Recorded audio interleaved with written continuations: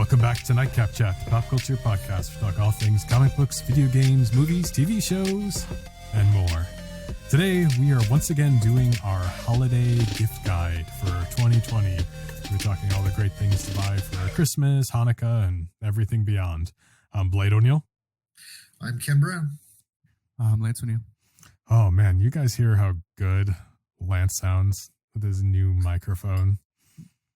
Sounds so much better. I listened to the last episode, Mm-hmm. and man, I couldn't stand how I sounded. No. It was just so I didn't like it. Maybe it's just because, being spoiled by the other episodes of, being in the studio. I just didn't like how I sounded. So this is a big upgrade. And one of the reasons why I listened to last episode, because usually I don't listen to episodes because it's like, we did the episode. So I never listen. Listen. But I rarely I don't do. listen to Sometimes that. But I was talking to Steve on Instagram, and he was dying about the sneezing incident. Oh, yes. Steve started texting me about Lance sneezing on the last episode, and then he started telling me about this other part, and I was like, oh my gosh, like I have no idea what you're even talking about. Like he told me the time marker, and I had to go back and figure it out. And it was a comment that I made about Doctor Strange Clue, and I was like, Doctor Strange meets Clue. Like when did I say that? And it's like, blah. And so I went through and I was like, oh, because one of you guys had brought up doing all the alternate endings to how Infinity War could have done with Doctor Strange's, Million Futures. Anyway, yes, that's what happened, Ken. Just to fill you in, because Ken doesn't even know about this. No, I try to listen every once in a while. Like I listened to the second half of the top 10 countdown earlier this week. Mm-hmm. I think it's fun. I said too, is like that. I have no idea how bad or good I sound. So, whatever you guys need to do to improve me, let me know, and I'll try to find a way You sound great, but we're getting you a microphone. We're getting you a microphone next, and I have an extra microphone that's been sitting in here.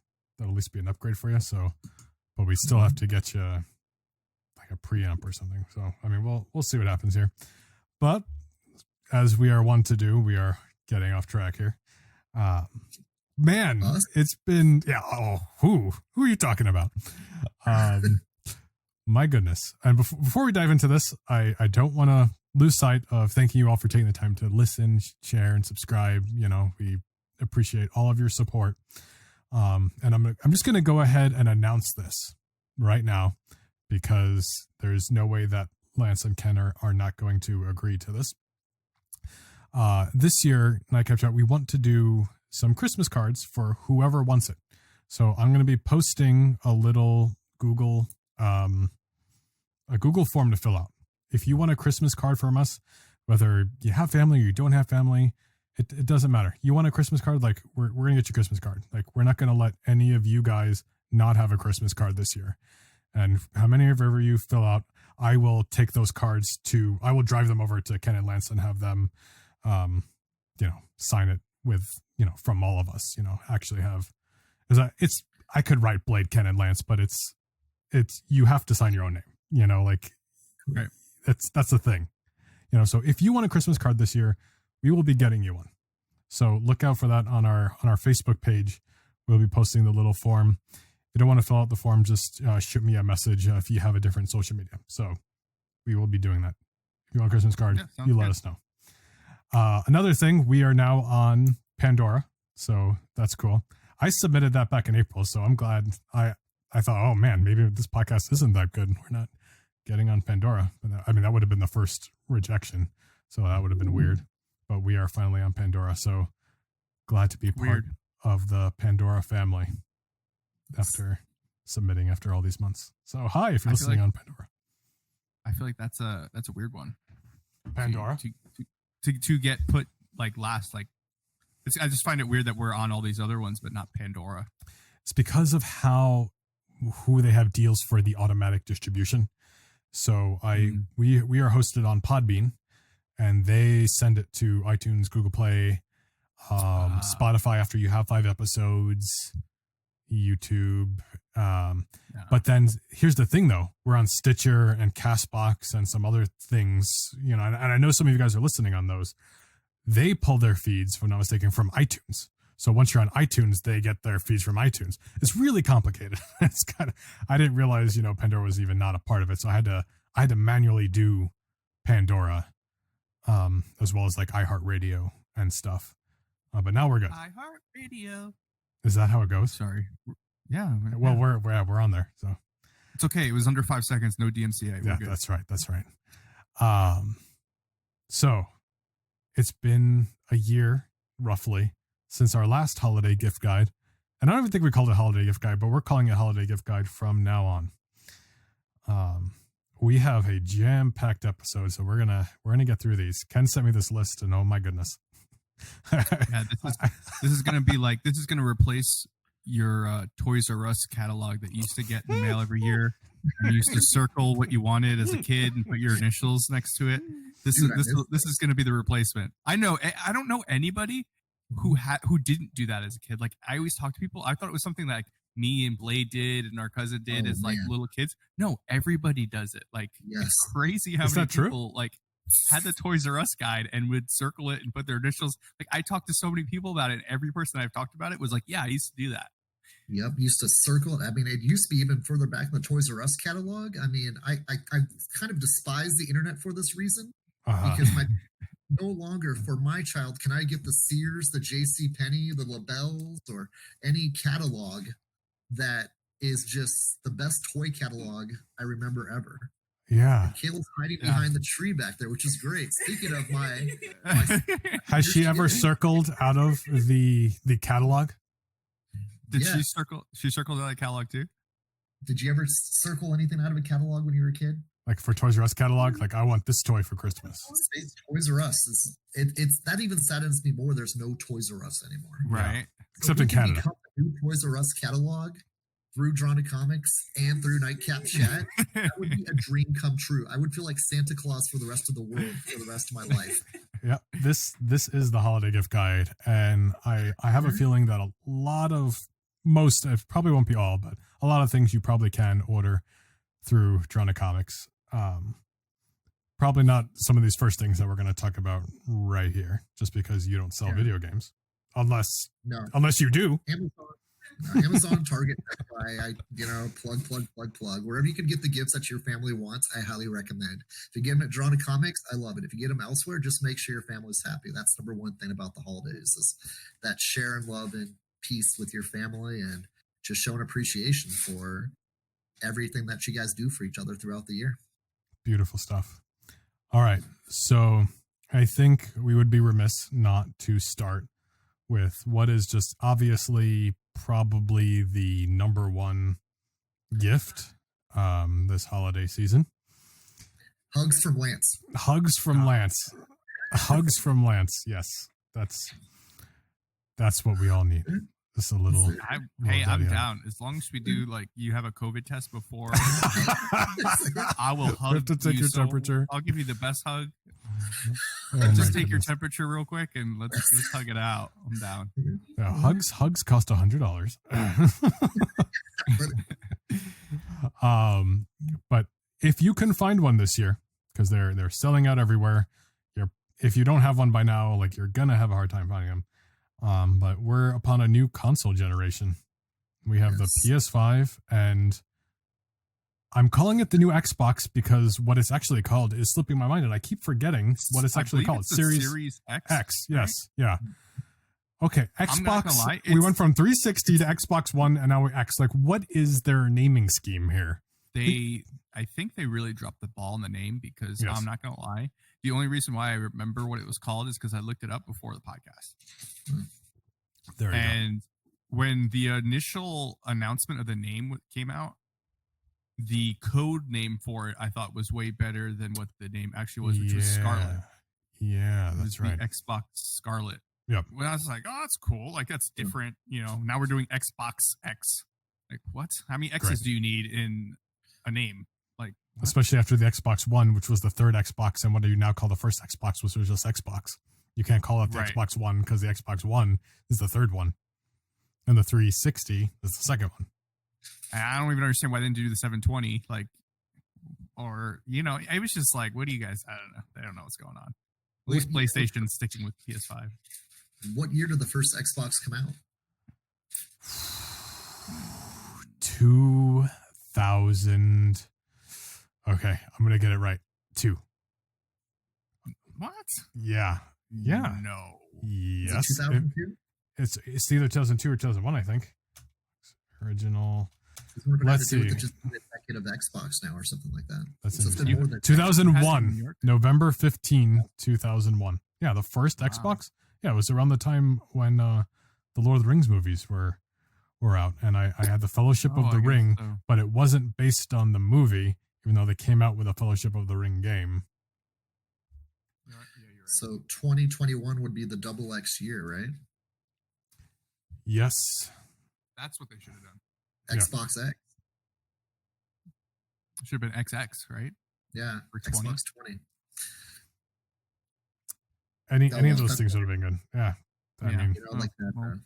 We're all available for marketing ideas for Microsoft. So feel free to contact us here at Nightcap Chat. Nightcapchat@gmail.com. For your Xbox. Yep. But those are the big ones. What are they? $400-$500? Yeah, $350 I think for the cheapest Xbox One series for the digital one, and then it's $400 for the digital PlayStation, and then they're both, I believe, $500 for the regular. I'm gonna go ahead and say it. Like if there's not like a few games that you want right now, I mean, just hold off. They're already having certain issues, with the power and things. One exploded. I don't early adopt consoles, and I mean, unless you want to pay $400 or $500 to play Miles Morales Spider-Man, I mean, which is only $20, by the way. But what is the incentive to have one? Right? I mean, it is a cool Christmas gift. Oh, I got the new Xbox or whatever. Yeah, that's cool. But this is going to be around for at least 10 years. You know. Yeah. I think the only really incentive is if you want to play if you're kind of I want to say hardcore gamer, because if you're a hardcore gamer, you're not probably playing on console anymore. But if you're like really into gaming and you want to experience certain games at 120 frames or that were on the PlayStation 4, like Fortnite, you want to play Fortnite at better graphics, or a Call of Duty at better graphics, certain games that you want to have a better experience at, then it'll be for that. But you're already playing the game and enjoying it. Right. Can't you just wait a little longer? Sure. But it's also slightly cheaper than getting a PC. But which, again, there's not a bad idea to, if you guys want to splurge a little bit more, going out and getting a PC could be a great holiday gift. I mean, getting a custom built PCs, they're not even that expensive. I know NZXT, their builds are actually pretty good price for what you're getting. I based my build PC off of some of their specs on their computers for because for when you build a computer on NZXT, you can pick the games that you play. Like, I play Fortnite, I play Call of Duty, and I play Assassin's Creed or whatever, or Overwatch.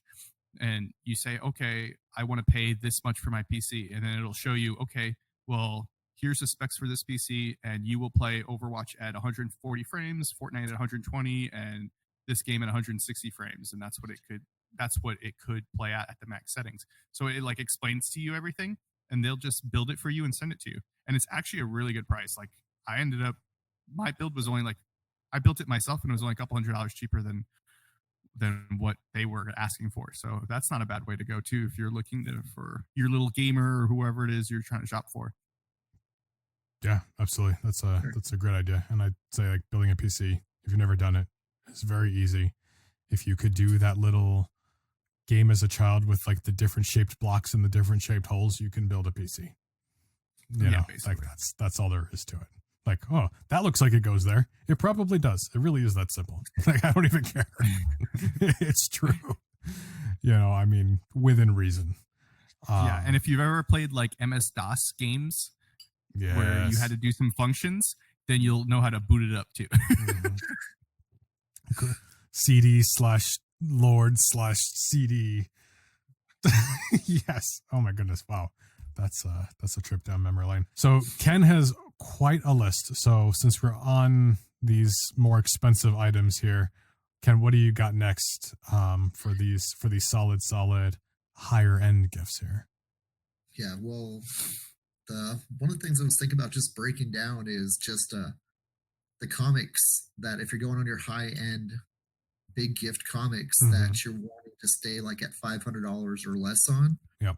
And some of them even a little bit more if you want to get high end. It's probably some of them on there are about the price of 6 PlayStation 5s right now, since Giant Size X-Men 1 has popped up so much this year. But there is like someone that's looking to get that great book for a gift that is may or may not be in their collection, but always a good thing to add into your collection. I kind of made a list of 8 books that I think would be at the top of that list of the big gifts.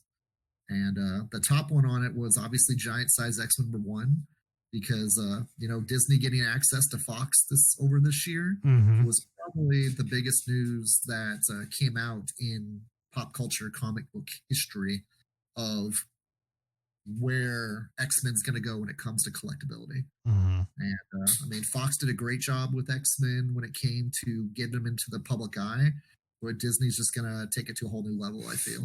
So Giant Size X-Men 1 made it to the top of my list of big end. Wow, that's awesome comic that I got for Christmas this year. And I just want to say, Giant Size X-Men is the first appearance of Ileana Rasputin, who is magic.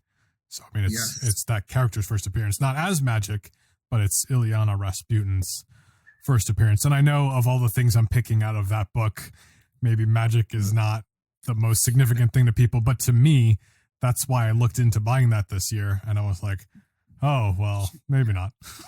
She's probably like 10th on the list of first appearances in that book. Yeah, I wouldn't go that far, but yeah, Colossus, Nightcrawler, Storm. Yeah. Magic.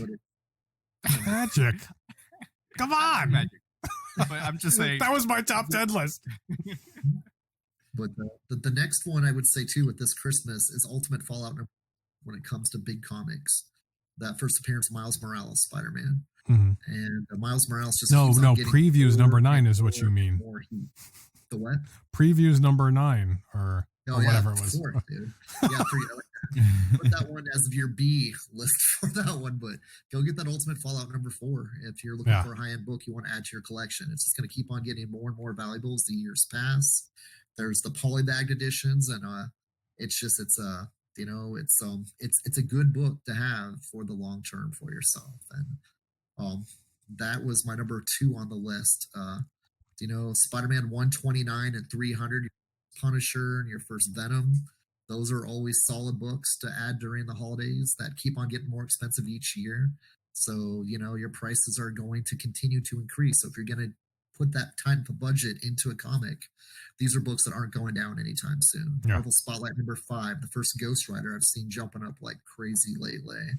Werewolf by Night number 32, the first Moon Knight. Iron Fist 14, the first Sabretooth. And so too, your big one that everybody always wants in their collection, but it's getting super, super unattainable, is Hulk 181.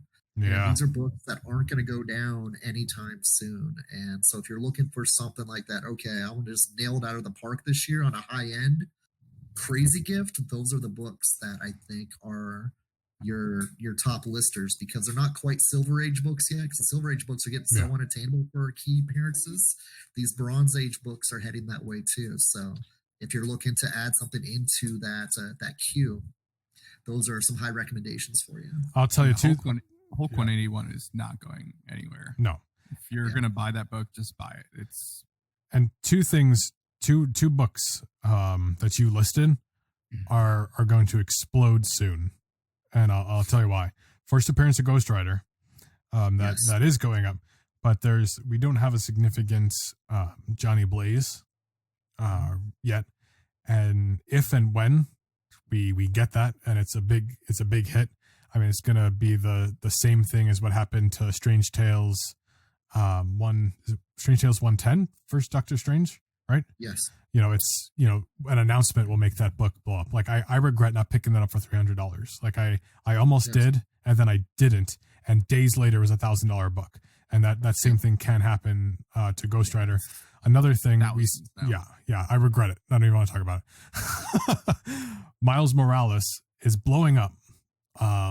What I think is going to be the straw that breaks the camel's back with this is there's something going on here with Sony and Disney, and I'm calling this right now. I don't know if we've talked about this or not. Somebody is going to end up with Miles Morales as their Spider-Man, and like Sony's going to be over here making a Miles Morales universe with their movies, and then so Disney can just use Peter Parker so they both can make their own Spider-Man movies, or vice versa. And I hope MCU ends up with Peter Parker, but that's what's going to happen. And once we get a live action Miles Morales, that's going to be it. And his first appearance is just, it's going to be, I mean, it's high right now, but it's going to be ridiculous. Even if you want that previews, I found that previews, by the way. I don't know if I talked about it or not, but I'm going to be selling that on eBay very soon. Yeah. Another comic I almost forgot to mention that keeps on jumping this year is that Edge of Spider-Verse #2. The first Gwen Stacy as Ghost Spider or Spider Girl or Spider Woman, whatever you want to call her. Yeah. That book just, it's not leveling out. I was kind of surprised that I keep on seeing it jump. Now it's into the $500 to $600 range for the A. That's cover. Nuts. And I'm going, it went 5 printings too. And every printing, there's at least $40 or more now. And I'm going, there's no reason a 5th printing should be a $40 book. And a second printing's hitting over 200 now. And I'm kind of going, this book is just absurd for what's going on around him. I don't even want to talk about that 125 Greg Land hitting the 2,000 plus mark. Wow. It's just crazy. And I don't know if it's just because it was a pandemic year and, people were just gravitating towards comics with their economic stimulus checks, or just the fact of just the comic book market just completely blew into another atmosphere this year. Prices just seeing all-time highs. Mm-hmm. And I don't know if it's going to maintain, but what it's doing right now is insane.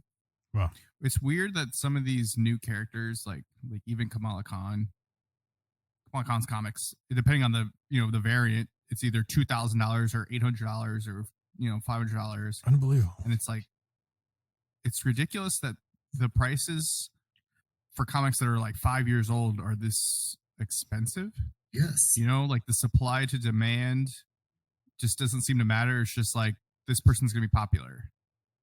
And I don't really even understand why, almost. Yeah. Part of me wants to justify it's the population of Disney fans getting into comics. And Disney collectors kind of they're hardcore. And now that all these Marvel characters are now Disney characters, it's a larger population of audience without a growing population of product. And so they're kind of bidding against each other, maybe, or pushing the stuff up values wise to like they all want in, but that volume of merchandise is just not there as much as the people that want it, and they keep on bidding up against each other. I said to you, just the theory. I think I've never seen anything this eccentric, but that's what happened in the past 2 to 3 years since Disney's getting more involved with Marvel. I mean, I think that's definitely a part of it, but I mean, that's the thing is it's more people interested in comics because of the movies, period, and Disney. So you do have the Disney part, but what's more than that is you have people wanting to get into comics. Now, new people, like if you're just getting into comics within the last, say, 10 years, like because of the Marvel Cinematic Universe or the DC Universe or whatever, I know what it's like to start collecting comics, and you want to find that character for you, right? Yeah. And you look and like you have 70 years of comic, or I'm sorry, you have 80 years of Marvel comic history, and thousands and thousands of Iron Man and Spider-Man and Captain America, like all these comics. And if you want to start collecting, what's a better place to start than a character like Miles Morales or Kamala Khan, who's only been around for a few years, and there's only a handful of key issues? You can suddenly catch up on some kind of decent collection for that character, right? Because even Deadpool is like almost uncollectible now. You know, like they did to Deadpool what they did to Spider-Man. Yeah, like with omnibuses and large trades of characters, I pretty much tell new readers, if you can afford that, get to know your character before you start investing the high dollars into them. Yep. Because then you really feel like that, okay, I understand this character. I know what issues are going to be the key ones I need to get next, rather than just trying to buy a bulk of everything at one time. It's like that, oh man, this key issue, this is an introduction of a character. I read it. I understand it. I better get this one before this TV show starts, because as soon as that TV show starts, that character gets introduced, I'm not going to be able to afford that book anymore. Yeah. And so I still tell people, reading the comics of the characters that are coming out right now are the best way to go to try to make sure that you don't miss out on that achievable expenditure that you'll be spending as you try to put together your collections. And I don't want to derail this too far here, but, you know, even as somebody who's been collecting, you know, comics since at least some capacity since they were a kid, there, you know, as somebody who's been collecting for a while, there is definitely something really fun about finding a new character and like, oh, this first appearance, and then you start to get into them, you know, and then, you know, you have to, as a collector, you have to pick and choose what are you going to be a completionist on? What are you going to get everything of? And it's really hard. You know, I'm sure Lance can attest to the Iron Man stuff, right? And, you know, like where you have to figure out where are you drawing the lines. So like you collect Spider-Man, right? So I'm sure you have to figure out like, where do I draw the line? So like that's what's really attracted me to characters like Cara Dune in The Mandalorian. You know, like I try to get all of her action figures and whatever, or Dr. Aphra first appeared in the comics. Like I'm trying to, it's fun to hunt down. There's only so many, you know, of her ongoing appearances, but it's fun to, there's an achievable goal there. You know, that's really fun. You know, like I don't have them all yet. But it's a fun thing to search for, and it seems tangible. And Thrawn, which just seems like it's going to pay off here soon. Right. Anyway. Yeah, that's kind of like how I like for me, you know, I'm an Iron Man collector, right?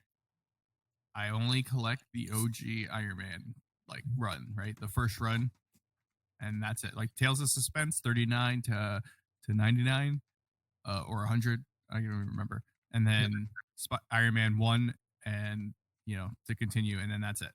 You know, I can't keep up with new Iron Man reboot here, the new Iron Man reboot. You know, I want to get that. I want to start collecting that, but all the other nonsense that kept happening, I couldn't. I was like, nope, I can't do this. It's like, here's a new Iron Man comic and another new Iron Man. It's just way too much. Now, Black Cat, on the other hand, I try getting every single Black Cat comic she's ever been in. Because there isn't that much. There really isn't that many comics to go off of. I mean, I even have her first appearance from 7 or 8 different countries. You know, Mexican, Greek, Spain, Dutch. Like so like that's. Well, there's another good gift idea if you're versed in comic books. Like you know somebody who has a favorite first character. Do they have that first appearance in the variant languages that they came out? Yeah. Like how fun is that? You know, I have Pence variants for first appearance of Dazzler. You know, and it's fun. Yeah. Or if you know what a Mark Jeweler variant is, if you don't know what it is, just look it up because we're not going to explain what that means. But if that character has Mark Jeweler variants, that's another fun thing to go after. Like it doesn't just stop, or it usually doesn't just stop at, you know, one version, you know? Yeah, it's funny that you say that too. I've been collecting Canadian price variants and Pence variants for about 15 years now. It's fun. And it's getting harder because people are now discovering like, oh, these are collectible too.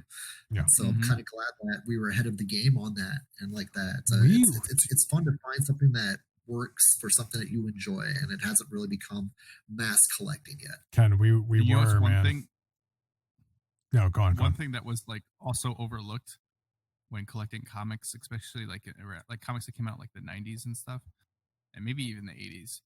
But some of the comics, you know, in the bottom left, they'll have the Spider-Man logo, like his face, and then some of them have the barcode. Yeah, those are just the newsstand. Yeah, right. But like sometimes people don't realize, like, oh yeah, you have that comic, but that comic is also the same. It's the same exact thing, but it has a barcode. Like you could collect it again almost. So it's like little things like that people should pay attention to if you're really into collecting, or you want to try to add to a collector that maybe doesn't realize. Yeah, or pay attention to the eBay listing on what it is, because I mean the news collector. The newsstand variant of Spawn #1 is much more collectible than just regular Spawn #1, because that thing was printed out the whatever, but I have a newsstand variant of it, and it's worth a little more. It's worth a few bucks more. I mean, it's like at the time I bought it was more of like a $50 comic as opposed to like a $5 comic. I don't know if it's gone up at all. Like I don't know if Spawn's up. It has.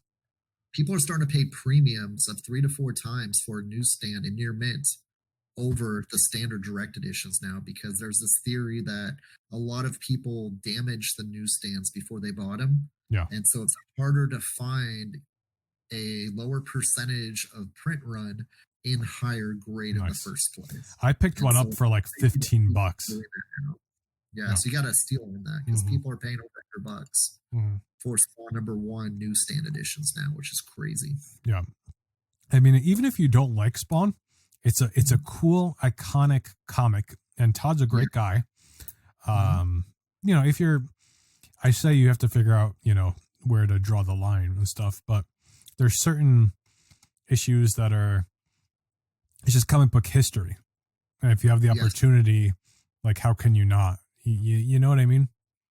The cool thing about that Spawn #1 newsstand too is I do believe it was printed on lower quality paper. Really? Than the standard Spawn #1 that was the direct edition. You might want to check and compare between. I want to pull it out of my bag and part. I honestly of image books at first, the paper quality was different than the ones that went to the comic shops. How crazy! It's a little bit thinner, if I remember correctly. Yeah, I'm not even sure I have a regular Spawn #1. I could be wrong. I know I have random image comics, like, oh gosh, like what's the group?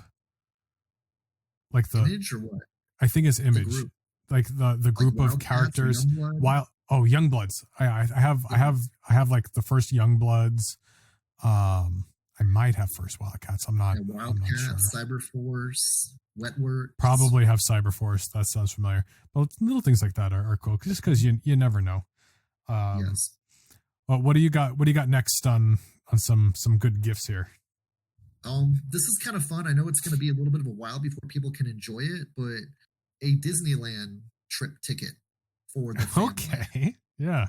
Do you know something that's kind of thinking a little bit out of the box? But when Disneyland reopens, just think about how excited we're going to be to go back to Disneyland as Disneyland fans. You're going to have the Star Wars it's already there. If you haven't, what's it, Galaxy's Edge? Yeah. And they have all this time right now. I won't be surprised if the Marvel Land's finished by the time they reopen, because they have all this extra time to develop it with no people around. And how cool will that be if you go back to Disneyland? Time you got both Marvel and Star Wars to enjoy after Disneyland's been closed for almost, probably be a year plus by the time you get to go back again. It's funny you say that. Steve from the Mousecast and Call Back with Steve, he's been a guest on our show a few times, and a few months ago he went over to Disneyland, because if you go to Disneyland right now, the hotels are just stupid cheap. And he stayed at the resort there for next to nothing. And out his window, he sent me pictures. They were building the Quinjet for Disneyland right outside of his window. It was cool. So anyway, little plug for Steve there. Yeah. This is a second plug. A second plug, yes. Was it? Well, I talked about it in the beginning of the episode. Was it? Oh, were we recording? I already don't even remember. Weren't we? I don't. When I record, like, I think I don't pay attention. So, that's a great gift idea. I can't wait to go to Disneyland again, when this is all over. Something I have within kind of that price range, because I think, a 3-day park hopper pass is about $150. I see this starting to hit stores, and Ken can attest to how readily available maybe these are. but we talked about Hasbro unveiled their Marvel Legends replica of Stormbreaker, and I see it starting to hit stores. So it's out there. This line is super cool. Like we've talked about these in the show before. The Iron Man helmet is cool. Thor's hammer is cool. Captain America's shield is cool. Black Panther helmet's cool. Those are the ones I've personally interacted with. The Infinity Gauntlet, the Nano Gauntlet is the best. Yeah, they're awesome. It's about $130, I think. It's a full size Stormbreaker with lights and sounds. Like, come on, who doesn't want to swing that around? Yeah. Does have the sound effects within everything too when you swing it? Oh my gosh. I forgot that actually came out. It was coming out. I completely forgot. Yep. Gonna have to get a hold of that soon. I have another thing in this price range, but I'll let somebody else go if they have anything. I've just got one quick question based off of what you said about the Stormbreaker. Yeah. Has there been any announcement of the Black Saber being released yet? Yes. No official announcement, but if any of you guys follow Yakface on Instagram, who's a very, very reliable source for things like that, there is, according to unconfirmed sources, there is going to be a Darksaber from the Star Wars Black Series line that they're doing, and my gosh, I'm going to be first in line. I'm ready for that Darksaber. That is that Stormbreaker for sure. And I'm getting ahead of ourselves, but since we're on the topic here, I was going to save some of these kiddie toys to the end. If you do like the Darksaber, or if you know a child who watches The Mandalorian or Rebels or Clone Wars or just knows what the Darksaber is, this is very interesting. There's a children's toy version of the Darksaber right now, and they're not selling very well. Like they're still fully stocked at Target and Walmart. Like I can go buy 10 Darksabers right now of the kids' toy version.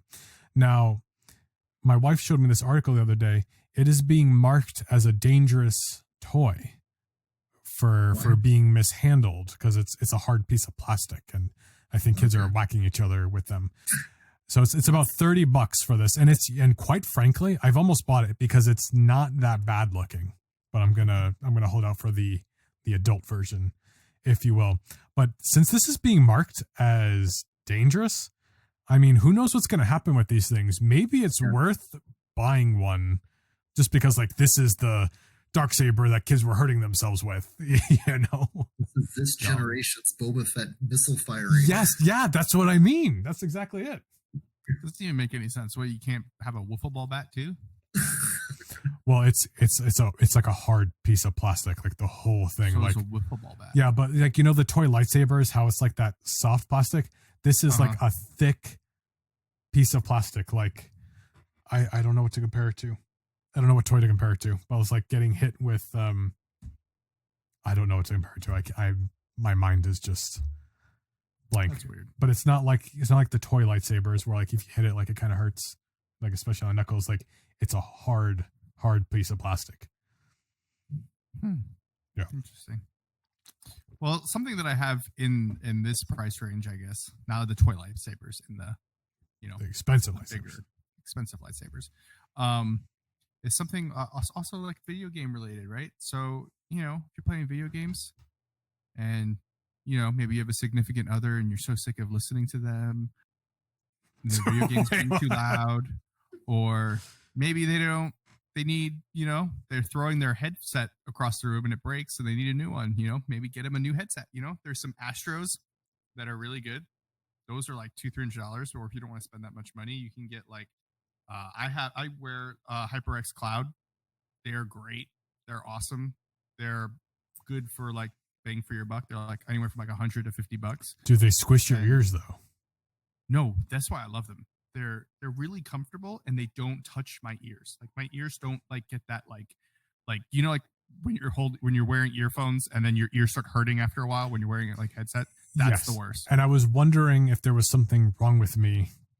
No, because I can't comprehend it, and that's why I bought these. These are a Still series, and they're wide enough, and I think I have big ears. I don't care what you say or not. Like my ears are on the larger side, but there's enough room for my slightly larger ears, and they're pretty comfortable. And this particular one, you guys can't see me, but they glow on the side to whatever color I want them to be. Cool. But yeah, I think it's, a great choice for, the gamer you have, or whatever it is that, or you enjoy gaming, you should definitely check it out. It makes gaming so much more enjoyable. You get immersed more into the game, Mm-hmm. Especially when you have like the simulated surround sound. Like, oh, there's somebody behind me. It actually like sounds like they're behind you. It's cool. How it can do that. Especially if you are paying something a little more competitive, like I don't know, like Call of Duty, Overwatch, Fortnite. Anything where you can like hear that. footsteps. Yeah, exactly. Oh, guy's about to turn the corner. Mm-hmm. Mm-hmm. Exactly. That's sick. Do you have anything else in this price range, Ken? That is what I got. Is like, the game system, some high-end back issues, and was just trying to get a little bit creative out of the box with Disneyland tickets. All right, then I've got one more thing that should bridge us nicely to the next, or at least roughly the next price range. We talked about this last episode, I think, but I'm just going to bring it up again because you can order them, and I think you might be able to still order them from Jonah Comics. I'll let Ken speak to that.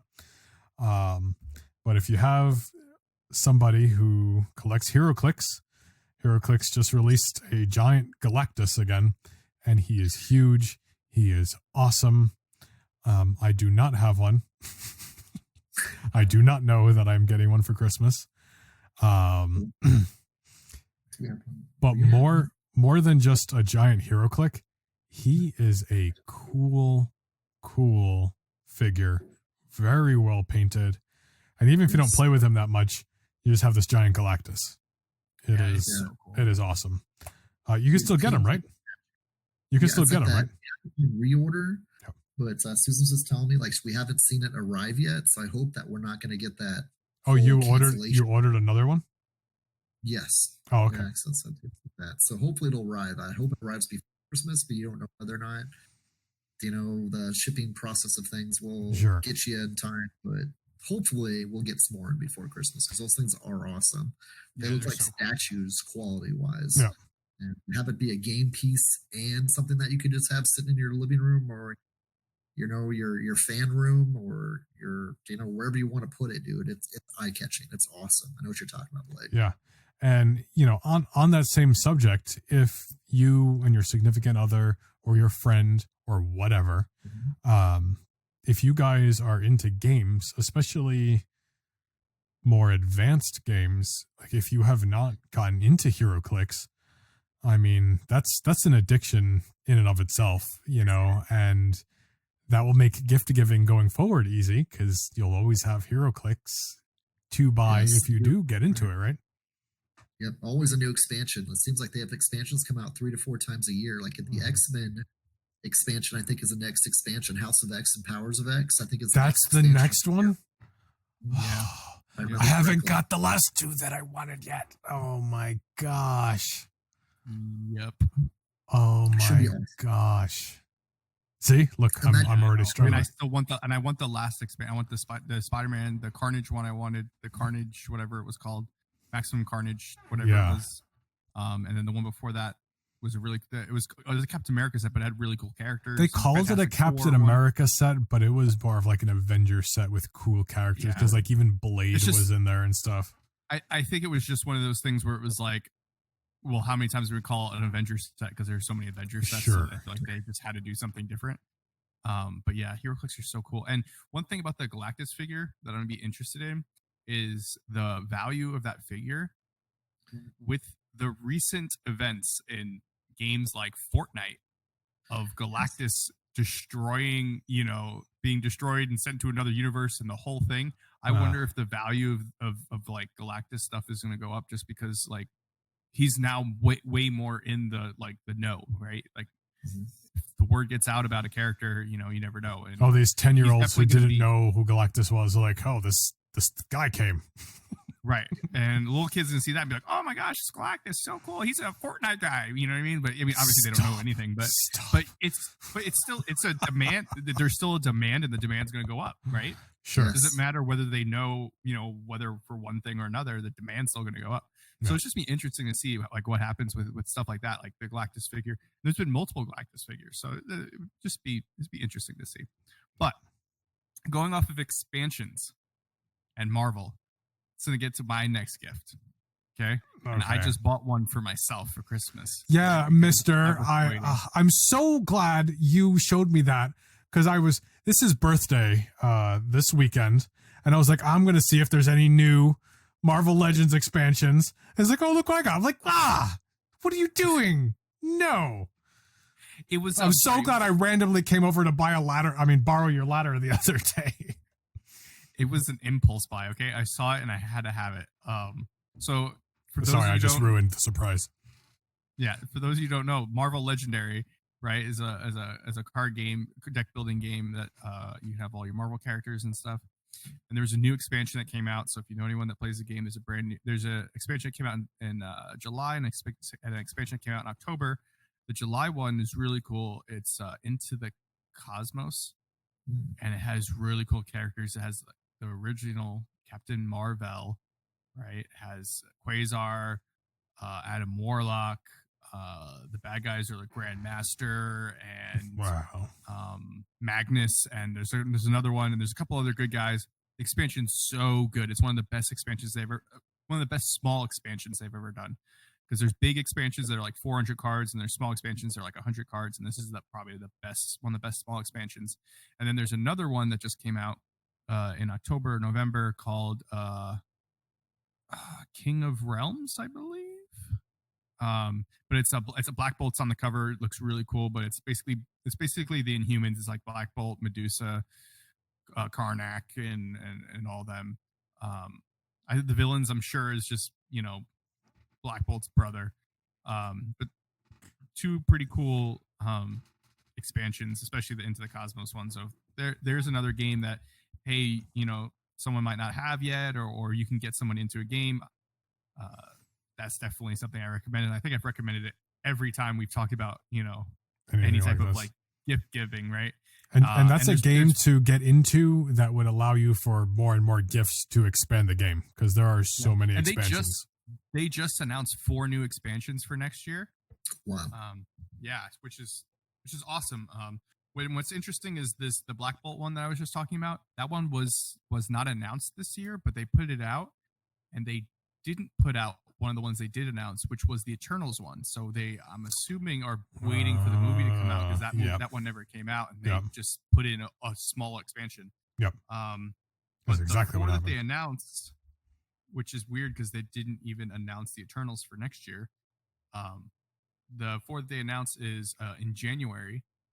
Fantastic Four logo is on it, and it says Annihilation. So it's going to be probably an Annihilus expansion. Then in April, a Doctor Strange expansion with the Avengers logo. Then in August, it's a Messiah Complex comes out with the X-Men logo. Nice. And then in October, it has the Guardians of the Galaxy logo, and it says Marvel Studios Guardians of the Galaxy. So it sounds like they're going to do a movie, Guardians of the Galaxy. That'll be awesome. That's pretty fun. A lot more to look forward to in the future for future gifts, and you can get a current gift too. So yeah, and there's a huge backlog on expansions that already came out. So it's great gift. Civil War, Secret Wars, Dark City, X-Men, so many big expansions. Yep. All the villains. I can't. I want one so bad. It's so expensive. Is it? It's like $300 for the expansion. Gosh. Because they made it, and it was just like, that's what they sold. What they sold is what they sold. They don't currently sell it, so it's just you're buying it. That's annoying. I wish they would re-release it, because it's probably the best expansion. Damn. Wow. Well, we'll see what happens. Ken, what do you got next?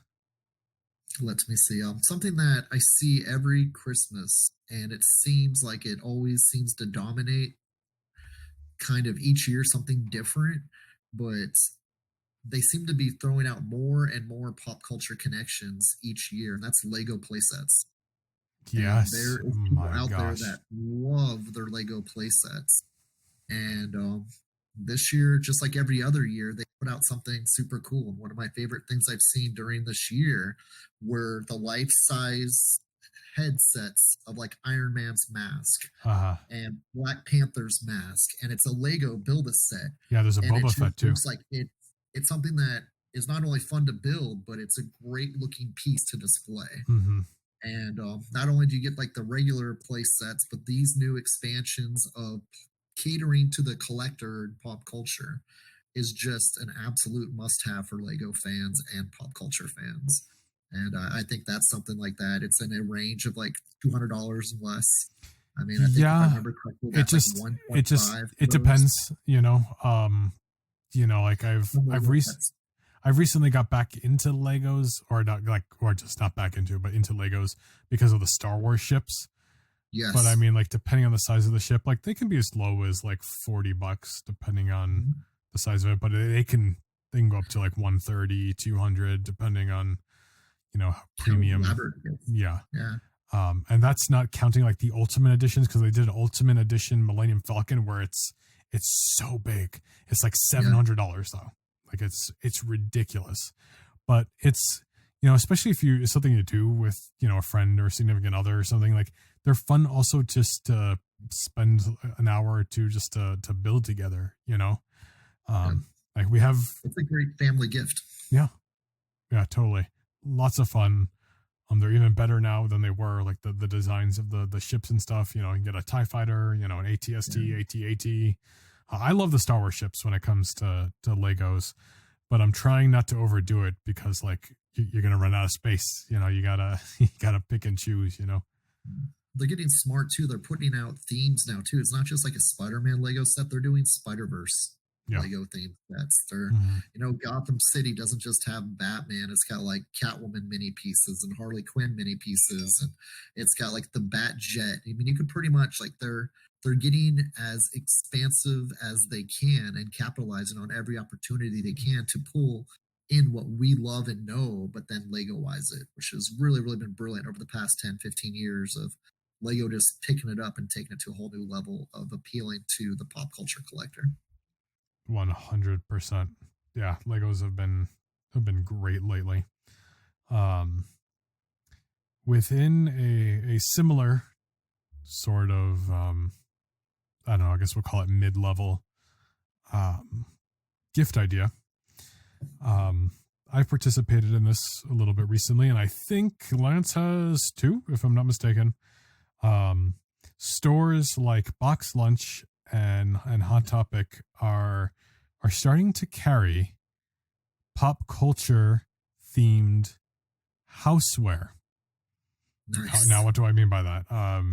Like I saw a Marvel crock pot at Box Lunch. Like it's a Marvel themed crock pot, So like if I mean, sometimes you don't want to dictate, a person's, like what their kitchen decor is. But if you know this is the one for them, like they need this Baby Yoda crock pot, if you want to do something a little more reserved, like we recently picked up some Marvel oven mittens, like maybe it's more of a stocking stuffer kind of a thing, but they're cool because they're like little pieces of food. But if you look, like the pretzel looks like Spider-Man, and if you look in the avocado, it looks like Hulk, and the ice cream, I don't know, unless it looks like Iron Man, but I don't think that's right. But they have like pot holders and gloves and stuff. I have the coolest pot holder. Lance does have a cool pot holder, but it got recalled because you burn yourself, ironically. Yeah. Yes, but I didn't send it in for recall because, now I have the one that will burn you. One. Tell them what it is. Don't leave us all in suspense. It's the Infinity Gauntlet oven mitt. Yes. I mean, there's nothing cooler than that. I remember those coming out. It's like that. Oh no, you can't sell those anymore. It's like, what? These are awesome. And it's like that. Just beware. That's a fire hazard now. It's like, I guess, what was it? The paint on it, or what was it that was the material was too thin. You just burn your hand. And when I put it on, I was like, I don't know if this is like really gonna do much. So I never tried to use it. I just like keep it in my comic book rooms. I just thought it was cool. And then there was this huge recall, like, people tried using it and they're burning their hand because as soon as they it just goes right through it because you didn't collect the Infinity Stones. Like, when you put it on, it's like take paper towel and then like fold it over itself 3 times, and that's basically what it feels like. Nice. Wow. There's nothing to it. Wow. That's pretty bad. Man, dude. What else you got, Ken? Let me see that. Going in the mid-range, if you want to talk about some back issues, some of the back issues that I was thinking about for the mid-range that are between the $40 and $200 range for that, that Christmas gift idea for your high-end comic collector. Yeah. Is like I see Hulk Red #1 as being a very good value right now. That's going to get more and more expensive as time goes by. Your Kanan issues and your Star Wars books right now that Marvel are introducing, like your Thrawn, Sabine, the Ahsoka, Star Wars, Clone Wars is way getting out of crazy control. So like that's already a $400 to $500 book. Some of these other Marvel Star Wars books are just going to get more and more expensive the more Disney Plus gets involved with Star Wars. We've seen it already happen with the 2 seasons of Mandalorian. I mean, Star Wars number 68 went from being like a $40 to $50 book to a $300-400 book now, just because it's the first Mandalorian that's not Boba Fett. And Star Wars number 42, which is the first Boba Fett in comics, that's now $200-300 book in near mint condition. It's just books that were just casual Star Wars collector books now are just blowing up like crazy as soon as that exposure to that mass television audience is getting wind of it. And that's going to continue to happen with more of these Star Wars comics. So any of the affordable Star Wars comics that are still in that $40 to $200 range, if it's something that you're interested in, you might want to get it for Christmas this year. The first appearance of Ahsoka within the Dark Horse Clone Wars comic is skyrocketing right now as well. Like I see people trying to flip those. I didn't even know about it, and I wish I did, because Ahsoka is one of the things I do collect. And that one flew under my radar because I thought I was doing really good on it, and I didn't even know about that book, and I regret it.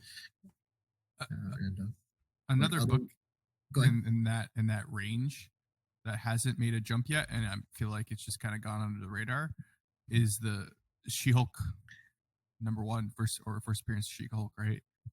It's just kind of been in that like $80-90 range, and it's always been there really. And the movie got announced. I mean, the TV show's been announced, and it really hasn't had any jump. There's always a jump for, and there really hasn't been anything. So I feel like that one, if you're interested in She-Hulk or a fan or just a collector, that's definitely one to grab, because I feel like once the show comes out, it'll take off. Absolutely. Like a few other ones in those range. I think that is going to keep on getting more and more expensive as years pass by. If you're looking to get something to add in as a Christmas present, is your Daredevil 131 with the first appearance of Bullseye. That book surprises me about how attainable it is to find that book for under $200 in a high grade. To me, just blows me away, because Bullseye is such a significant character in Daredevil storytelling. And it's like, if you look at, Kingpin's first appearance, Spider-Man number 50, yes, it's a much older book, but when you think about Daredevil, you think about Kingpin and Bullseye. Yep. And Daredevil right now keeps on getting more and more attention as the most underappreciated Silver Age Marvel superhero. And his books are starting to finally be looked at as like, oh man, these are good opportunities to get books before they get too expensive. And so Daredevil 131, I think, is one of those books that is a good one to add to your collection if you're a Daredevil fan before it gets too expensive. Other ones I had on the list too is obviously Daredevil 168 as well, because Elektra's first appearance, same thing too as well. I mean, they just made her Daredevil this week, and people are nuts for her becoming Daredevil. It's only temporary, obviously. Yeah, but it's pretty cool. It is pretty cool. But that's a book that is still, you can get for under $200, pretty high grade, and it's such a significant part of Daredevil storytelling. Batman Year One set 404 to 407 is another great one. The Deadpool #1, one of my favorites, Joe Kelly and Ed McGuinness. Oh, that's a great book. 40 to 200 range. The Punisher. Wait. Is how much? Between the 40 and 200 range of books I'm talking about right now. For a Deadpool. Like books you can get for under $200, but they cost you more than $40. Gotcha. In my opinion. Wow. Like Spider-Man 252 keeps on rising like crazy. The black suit Spider-Man first appearance. Amazing Spider-Man #4, The First Silk. That's another book that keeps on getting more expensive as time passes by. There's just like a lot of good books out right now. Another one I think is like very affordable considering how important it is in history is Watchmen #1 and Batman Killing Joke. And those are books that are significantly part of major parts of comic book history that are very attainable. And if someone's into comics and doesn't have that collection, they'd be ecstatic to get it in that price range for holiday season. Yeah, and if you have a Deadpool fan that doesn't have any of the Joe Kelly run of Deadpool from 97, 98 there, I mean, like that's definitive Deadpool. And, you know, if that's not in your collection, you don't have a Deadpool collection, in my opinion. Like this is what it is, you know. Everything beyond that just can't live up to it. You know, like this is what made Deadpool, you know, before it was cool. I don't mean to sound like a hipster there, but it really was. It's the series that put Deadpool on the map. It's that Joe Kelly in the beginning of the series. Yeah, that was the good stuff. All right, who's next? What else do we have? I guess I'll go next. Okay. So something in a lower price range, you know, maybe like $40 and under, right? Okay. Is actually what's behind me, which you guys can't see. So getting things like pieces of art, right? For like, you know, somebody has like their favorite character or maybe a favorite artist, you know, there's constantly new art out there, and it could be a different artist or just maybe, you know, the character's in it with another character. But getting like posters, there's always new posters coming out of like cool comics. The one behind me, it's a poster of one of the Black Cat covers, right? Of one of the coolest comics, or, you know, a Greg Horn print of, oh, this is really cool. It's signed by Greg Horn or whoever, whatever artist you like, Campbell or whatever it is. That's always a great way to go for, you know, someone's into Spider-Man or someone's into Transformers or someone's into G.I. Joe or whatever it is. There's always new artwork out there. And it's always, obviously you're probably also supporting, you know, a smaller business too, like, right? It's just an artist making their prints or whatever it is. I think it's just a great way to go to help grow a collection for the collector. Absolutely. Go on. Yeah, posters have been some of our best-selling products during the holiday season this year, Lance. And people have been going nuts, like buying posters. And luckily, we found a new, different type of distributor that does other things, because Diamond just does Marvel posters predominantly. And we had to go out, seek out other poster distributors because we've had so many people request posters. And we finally went out to get a poster distributor. And we've just been selling, I don't want to say like the numbers, but it's crazy to see. We've had to do 3 reorders for posters this year. Oh, wow. And like we're usually ordering about 200 posters at a time, and I've never seen anything like that before. Wow. And it's just, posters are affordable, they're cool looking, you can get them framed, you can hang them up on your wall. They're just brilliant ways to express your collectability, whether it's casual or diehard, and it's a great way because it's great art and great expressionism for these artists as well. Yeah, I think you nailed it with like, it's a casual diehard, like it doesn't, either way, like there's such a big market because it's not just like one thing or the other, right? It's anyone can get a poster, and it's a great gift. Like, you know, that person's into the character, the person's they're gonna like the poster if it's about that character, right? Like, if you got me any Black Cat poster, I'm probably gonna like it unless it was like, you know, drawn by yeah, right. It's like, I'm gonna like it, you know, no matter what, and it's part of a collection, right?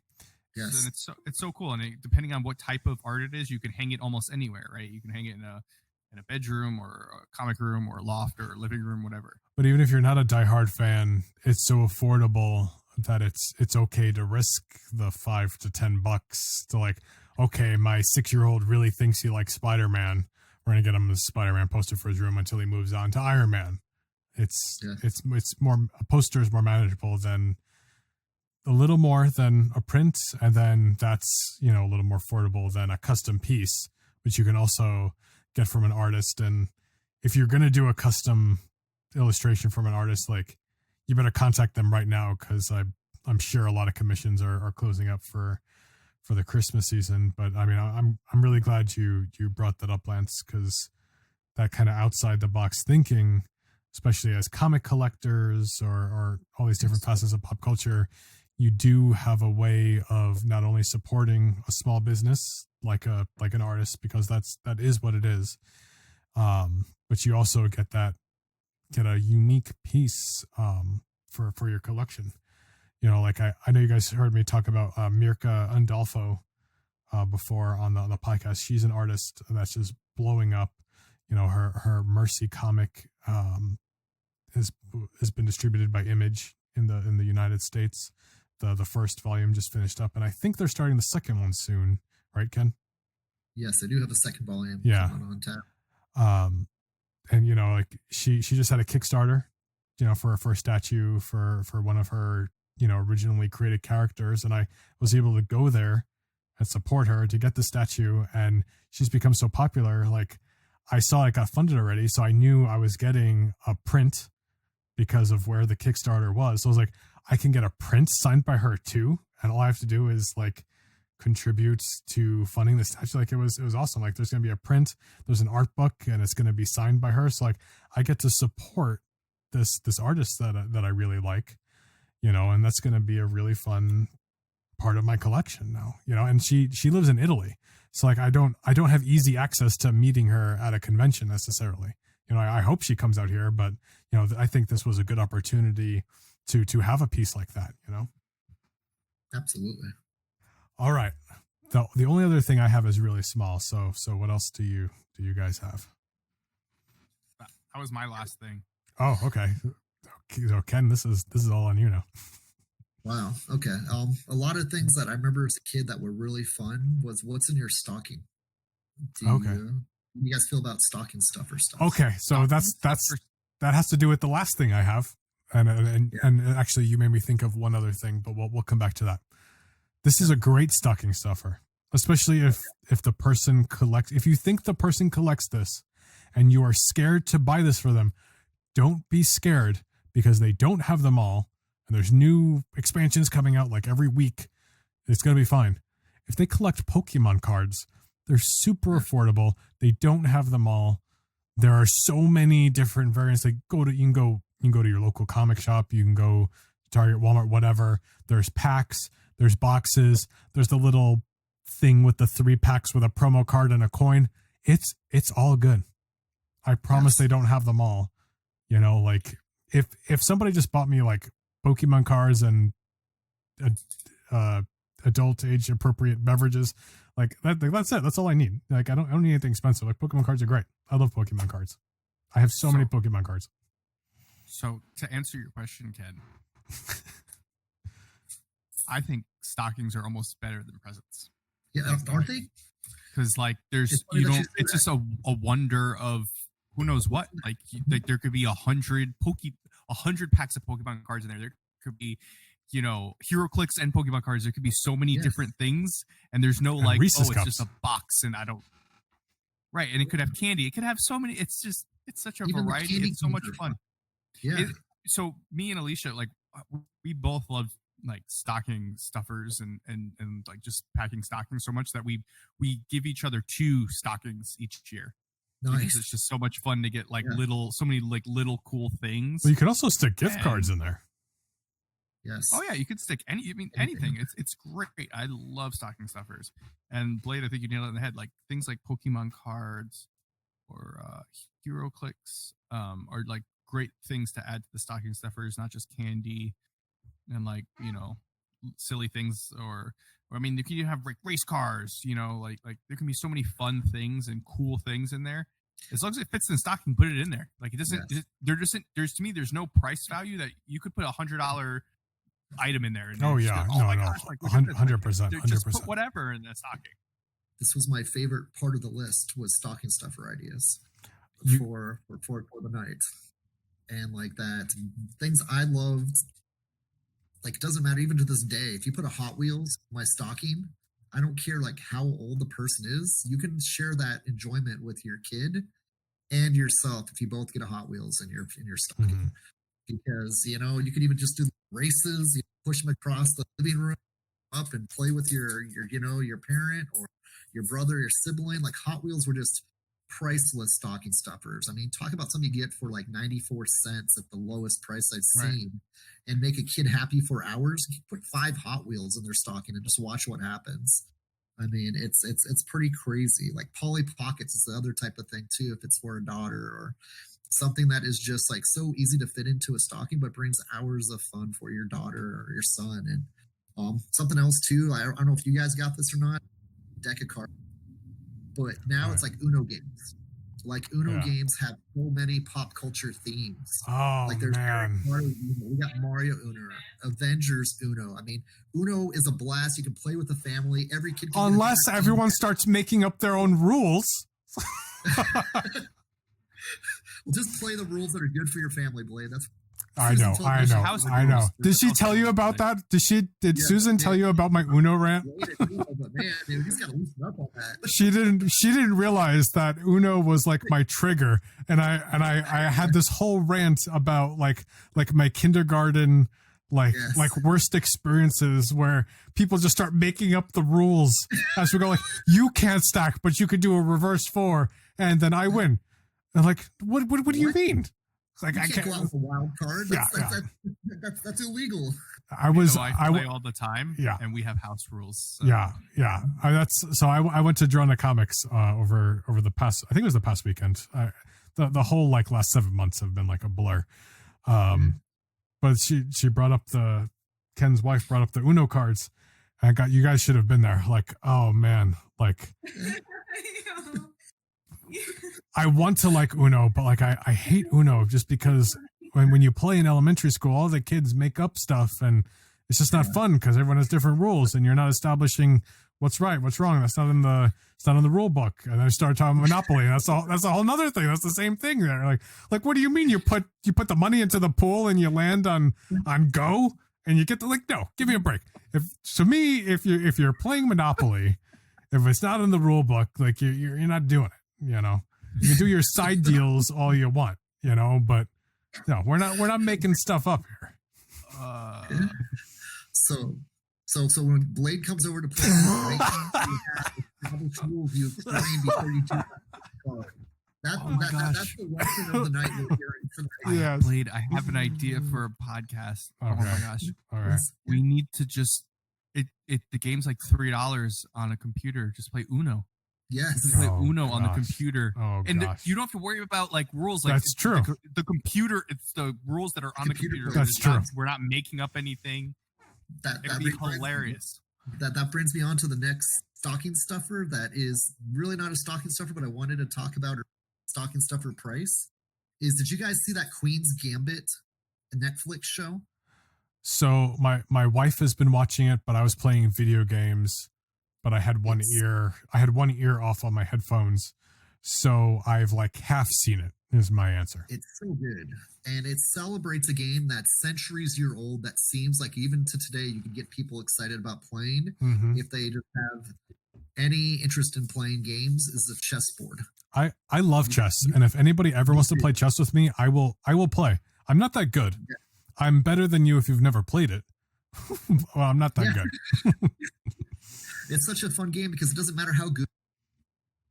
It's a fun game. Yeah. There's people that are like savants where they can count out the checkers on the board and know every single piece and every single thing's got an assigned number. Or you could just be that casual person like, okay, so the knight moves like an L, the bishop moves like an X, the queen moves all over the place. She moves like a star. You know what I mean? The rook moves just vertically and or horizontally, and it's just pawns just move one space at a time. Unless it's their first move. Yes, it's such a fun game that is still timeless. And like, can I ask you something? So you've played chess. You've played chess. Absolutely. So yes, I love chess. I have at least 2 chess sets. I don't play as much as I would like to, honestly. You ever see like those Marvel sets where it's like the characters? Does that just like throw you off? Like, wait, who's the queen? Yeah. Which one's the rook? Like, who's the knight? Isn't that confusing? Yeah, like until you get used to playing with it. I know what you mean. It's kind of like playing like a Mario Kart chess game. It's like, your pawns are the only ones you remember who they kind of like, wait a minute, is Mario the king or is Luigi the princess the queen? Okay, I got that down. It's confusing. It's confusing. A bishop or is that a rook? Yeah. I feel like Bill, is that a knight? What is that guy again? I feel like the only ones you would remember would be like if they had a set for Marvel and it was like the Inhumans, and you'd be like, well, King and Queen's pretty obvious, and you know what I mean? Like you could probably guess it. I think the biggest problem is remembering who's the rook, who's the bishop. Yeah. You know, who's the knights. You could have bishop as bishop, so you won't forget that. That's fair. Usually they mark the symbol at the bottom of the pieces to make it easier for you. No, you're right. Who's looking at that, right? Yeah. No, you're absolutely correct. You know, on all those things, I read your whole list, and something I saw you had a Monopoly set on there. Mandalorian Monopoly set. Yes. And Ghostbusters Monopoly set. I know, like that. Once again, it's more like a family group thing to do, but I know like some people like that. It's like throw the Monopoly out the window. Maybe like more of like a fight starter in the family than it is a harmonic thing in there. Yeah. But Monopoly is like they've become like jelly bellies of pop culture. You know, like they make a Monopoly of everything now. It's almost like Funko. Do you know what I mean? Monopoly should like get together and make a Funko Monopoly game. That would make perfect sense for everybody, because that was my next pop. It's like stocking stuffer is a $10.99 or Funko Pop. Yeah. Because there's so many out there. Get it in there and, you know, slide it in the stocking. And the Monopoly game, you know, there's something out there for everybody that likes certain things. And you know, and beyond just liking certain things for Monopoly, I don't think I've ever said this. I mean, maybe I don't think I've ever said this to you, Ken, or I definitely never said this on Nightcap Chat. Did you know I have a Monopoly collection? Do you? I collect Monopoly boards. I have all kinds of different Monopoly games. Like I've got the regular one. I have a Lord of the Rings one. I have a Star Wars one. I have a Patriot edition. Because like I grew up in New York, and after 9/11, like we were all very patriotic, and I love this. I have this like America Patriot edition Monopoly. Is very cool. I have all kinds of different Monopoly boards. Like I love Monopoly. Like I will always play Monopoly. Nobody ever wants to play Monopoly. I love Monopoly. Yeah. And during my rant, I think at Drawn to Comics last weekend, you know, I think we talked about Monopoly can be long. We can actually like integrate the video. Oh my gosh, we can! Oh no, it's on video. Oh my gosh, no. That would be fun. Just to see Blade. Well, we've been talking about video games, right? Like you can buy Monopoly on PlayStation 4, Xbox, like whatever, and it's kind of cool because you can either like play online or just pass the controller, but it kind of goes by quicker because you can click through everything and it counts everything out for you. So like you can get through a game like a little quicker than usual, but you still have that fun experience, and you can actually get through like 2 or 3 games. Wow. You know, within a sitting, and it's a lot of fun, and you can still do those like, you know, little side deals, and like, hey, I'll trade you, you know, Boardwalk for St. James, you know, whatever, and you can. It has the function to what? And the 4 hotels on St. James. Yeah. Right? Well, you can only do what the rules let you do. I don't know if you can you do more than one hotel. Like I don't remember that you. I think it's 2 hotels, actually. I can't remember what the maximum. I know you can max up at a certain amount, then you can't get any more on the square, right? You can do whatever the game intended, which is nice. But I want to say, for those of you who, I could be wrong, don't quote me on this, but for those of you who do like to bend the rules of Monopoly, I want to say you can turn on some of the functions if you wanted to do some of your rule bending rules where you're making up the rules. I want to say like Monopoly is aware of it. Stop being so salty. I'm just saying it's there and it's fun. You're so traumatized. I am. Okay. So I have one thing that I saw today at work. That's it's a game that I loved as a child. That I saw and I really want to buy it just because. Wow, thanks, Blade. Can I guess? I'm sorry. I thought I unplugged. Sure, you can guess. I have a crazy guess. I think Candyland. No. But okay. I just wanted to see. But it's Baby Yoda themed, which nice, yes. And it's not Monopoly? Crazy. No, because there is a Baby Yoda Monopoly. It's Baby Yoda Operation. Nice, yes. Are you kidding me? But it's not like you're like pulling things out of Baby Yoda. It's just like random things that Baby Yoda likes, and he's just sitting there. Like it's just silly things. You know what I mean? Like the circle, like the little, thing that screws on the Mandalorian, the knob, right? And it's like a little silly thing, but it's not like you're removing it out of his body. Like it's nothing like that. Okay. But it was just kind of cool and silly and good for someone's a fan of that. That's fun. But one other thing that, while you guys were talking sparked my memory that I really wanted to mention for like collectors or someone like that's into pop culture or whatever is a great gift would be Star Wars, Lord of the Rings remastered in 4K. Yes. Oh my gosh, I forgot to write that down. Thank you. Oh my gosh, I would have been so upset if we didn't bring this up. This just came out like last Tuesday, I think. Oh wow. Yeah, so that's what a great gift. I mean, it's a cool gift and a fun gift. It doesn't matter if they already have it. They do not have the 4K version. And I was watching some videos and stuff. So 4K, that's 4 times, HD. They went back through and redid the color grading for this movie because there's a different there's more data there. So you can actually do more with the color grading now that it's in 4K than you could, back only when you were going up to 1080. And because of that, it showed some of the imperfections within the special effects. So they didn't change the special effects. They went through and re-rendered them for 4K. So they're the same, but they're re-rendered. So like you are getting a better 4K experience than just popping in an HD version and letting it naturally up-res on the natural up-res or on your 4K TV. Like they went through and did some stuff. So like this is worth it. I'm a huge Lord of the Rings fan, but I'm telling you why you need this. Guilty admission. Wow. Oh my! What are you about to say? What are you about to say? We might have to kick them off the podcast. I've never seen all of the. I've just seen the first one, and so too. It's like that. I think I need to turn in my friend card to Blade. What after that admission? Oh my god! What do you mean? You've never seen? I've seen the first one, but I haven't seen the rest of them. I need to see the rest of them. And I hear it's the greatest franchise of all time, but I see the rest of the movies because I've not seen them all. Can Return the King I is get like kidnapped and tied up and full, like just given Kool-Aid. That's the Lord of the Rings Kool-Aid. The Return of the King is like one of the greatest movies ever. I have a Lord of the Rings tattoo on my back. I have all these Lord of the Rings collectibles in my office, and what is happening right now? What is? It's 2020, man. That's my only excuse. It's 2020. Oh my gosh! Yeah, there's some things that I wasn't expecting this. I'm having a hard time. Blade, it's okay, man. It's Christmas. We'll get through it. Okay. It's the magic of Christmas.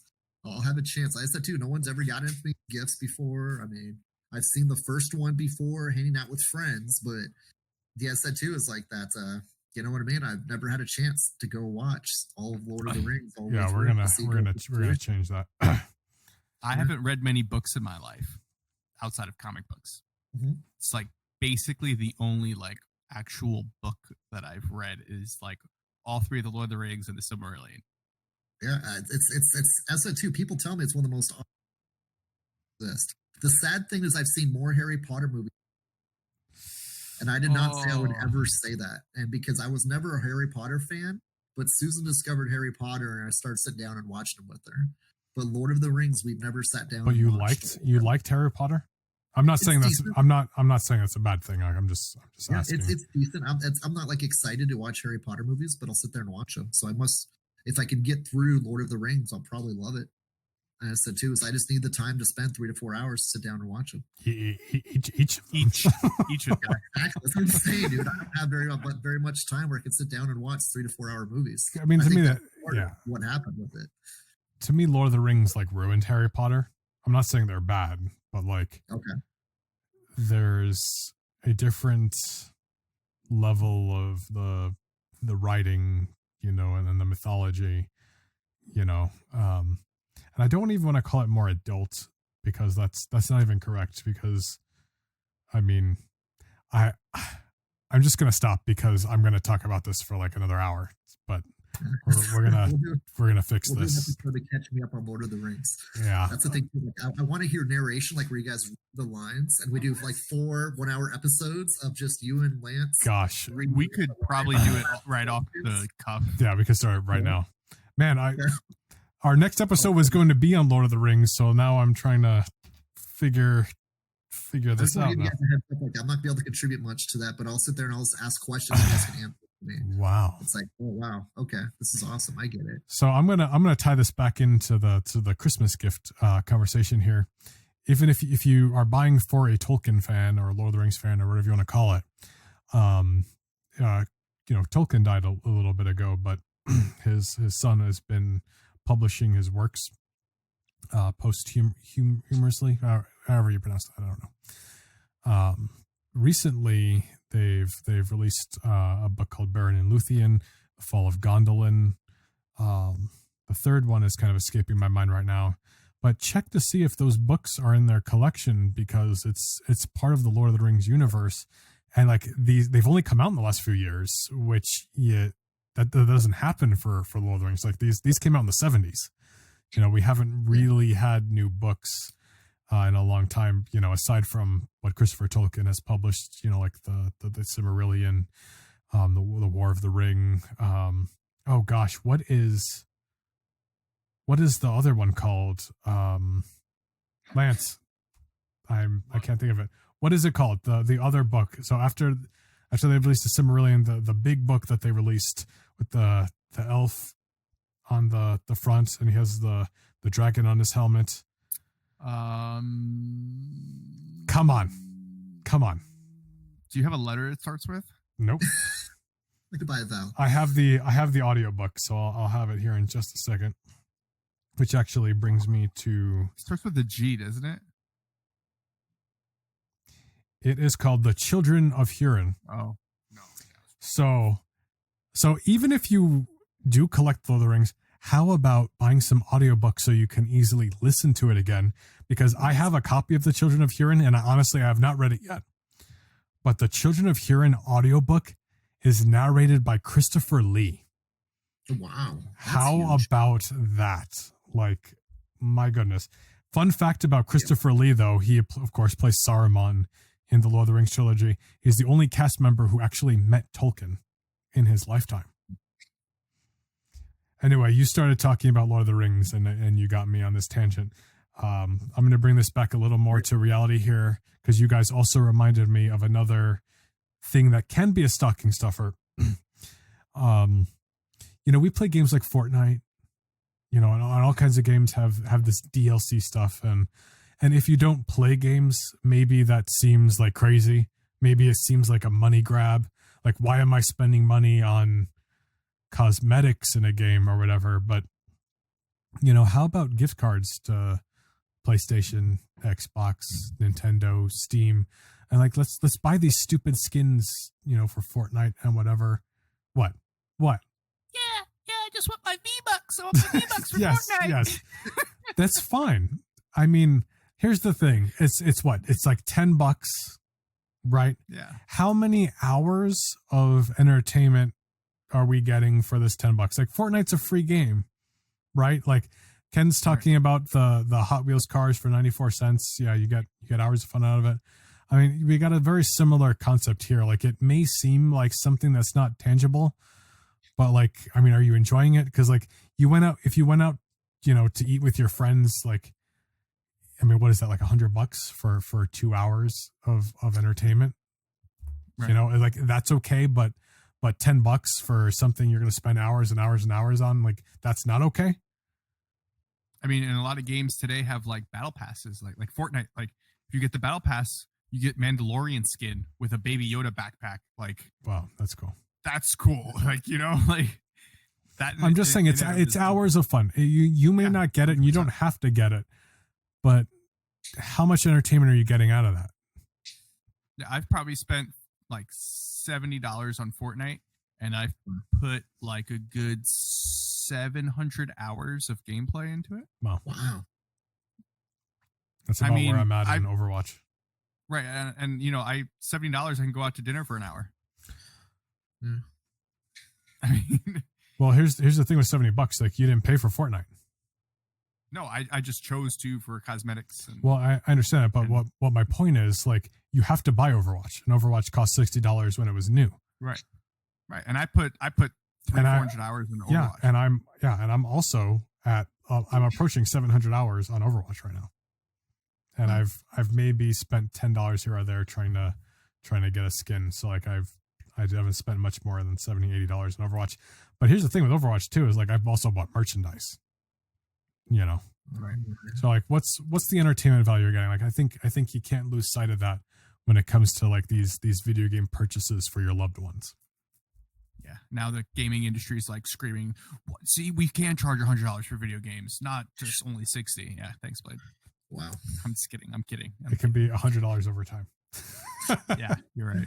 All right. Anything else? Because Pokemon cards and the video game I'm all stuff tapped out. Ken? Yeah, it's like that. Something that kind of blows me away that I see for the past 5 years every year have been these 12 days of socks packs that are pop culture themed. Have you seen these at all? Yeah. Because socks used to be the most boring thing to get for the holidays. I hate buying someone socks. decided, let's make socks fun. And Kayla loves them. I can get them for her every single year, and they're all thrown around the house all year long. Baller. So, you know, but it's like that. There'll be like DC socks, Star Wars socks, Marvel socks. Yeah. It's just like it's fun accessory wear, and they're all like, I think what are like $19.99 for 12 pairs of socks, and it's just whatever reason it's like that. I know my daughter loves them, and sometimes I even enjoy pulling them out and seeing how cool they look or how dumb they look, and it's kind of like the new Christmas sweater is holiday socks now. Yeah, my wife loves getting either silly socks or cool socks or stupid socks, whatever it is. She loves getting weird socks. It's something about socks that, you know, it used to be a joke like, oh man, I got a pair of socks. And now it's like, dude, you got me socks? That's awesome.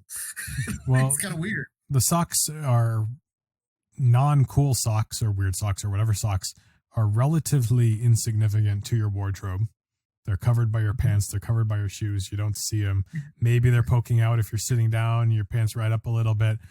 But when you take your shoes off, now it's fun. Oh, there's a Baby Yoda on there, or Grogu, I should say, or whatever. There's Iron Man. It's silly, you know, like there's capes on the back. Oh my gosh, that's so funny. Yeah, so it's an inconsequential way to sort of have fun with your clothes, even if it doesn't match. Yes. And I got a question for you guys too. What's the most annoying thing you get in your stocking from your parents when you're growing up? Wow. That's a good question. Growing up, our stocking had a lot of candy. Okay, that's cool. So the stocking then held the candy until we finished it. I do remember getting Hot Wheels cars. Especially when I was really little, I loved Hot Wheels cars. Man, annoying might not be the right thing because like there's a lot of candy. I think the only thing that was annoying was candy canes, because when we were growing up, there were like our parents used to put candy canes on the Christmas tree, and we would just sometimes eat them off the Christmas. Like they're still wrapped in plastic for those of you listening. Okay, we're not just putting like candy out on a Christmas tree. Yeah, but we grab the candy canes off the Christmas tree and eat it. But then when you got it in your stocking, you're like, well, there's candy canes over I here. Just get this off the tree. Like I don't need more candy canes. You know, how many candy canes can I get? I'd rather something else. I think that was the only thing, right? I can't really think of anything that was like that. Or how about when you eat the candy cane and like you're licking it and stuff, and it gets sharp, and then it kind of stabs you. Yeah, like that wasn't fun. Am I the only one? I think. What about you, Ken? Do you have some kind of ghost of Christmas past experience with your stocking? It's kind of, I don't know. I don't want to throw any family or anything like that. But, that's the hard part, right? Don't look a gift horse in the mouth. Like to my in-laws, they always have this huge stocking, and there'll always be something like super obscure in there, like a pencil sharpener, okay, or a like a razor, or something like that's just like a little miniature travel size of deodorant. What do you mean by a huge stocking? Are you trying to tell me something, family? Do I smell? Do I not prep enough to That's come funny. to these holiday parties? I mean, what is happening? You know, it's funny when you or floss. I'm going, what's with all this stuff that's for hygiene that we get inside of our stockings? And I'm going, I don't get this. Yes, that's funny because like my in-laws do a similar thing where it's like every year we always get a like new like flashlight, like a little flashlight, another one, and a like a notepad, and there's always something else that's like really weird, like it's like in an event of an emergency this might be useful, I guess. Thanks. A whole thing of matches or something like that. Yeah. So I get what you're saying. Yeah. Because I have so many pairs of, because we both get one, right? So I have so many pairs of flashlights that I don't even know what to do with any of them. Like they all have batteries. For the apocalypse. I've never used them once. My phone has a flashlight. Like, okay. Well, when the world ends and your phone dies, you have a flashlight now. So you be thankful. Yeah, there's always that runs off batteries that die in a day. And there's always something there that's been seen on TV aisle. Okay. Yeah. It's like, oh, cool. I saw that as on CTV. Midnight ads. That fits perfectly in my stocking. That's great. That's awesome. And it's fun. I mean, so too. It's always something that's like that they kind of joke about now. It's like, oh, what's the strange gift in the stocking this year? And it's kind of fun because everybody gets the similar thing inside of their stockings at the Christmas party, but it just kind of cracks me up. I'm going, oh wow, it's like, what's it going to be this year? Is it going to be, is it going to be something that goes in a light bright set, or what's it going to be something totally random? But it's those are always kind of the fun things of stockings too. Is like that. What's that surprising random thing? This year, I believe it's probably going to be hand sanitizer because that's the easy thing to fit in there.